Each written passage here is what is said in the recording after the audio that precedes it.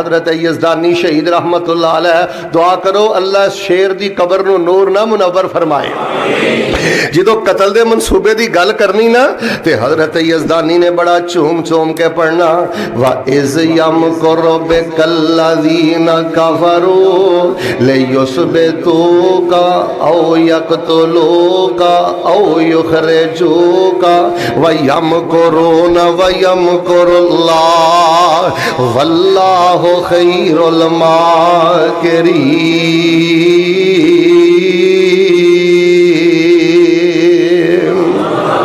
وَإِذْ يَمْكُرُ بِكَ الَّذِينَ كَفَرُوا لِيُثْبِتُوكَ أَوْ يَقْتُلُوكَ أَوْ يُخْرِجُوكَ وَيَمْكُرُونَ وَيَمْكُرُ اللَّهُ.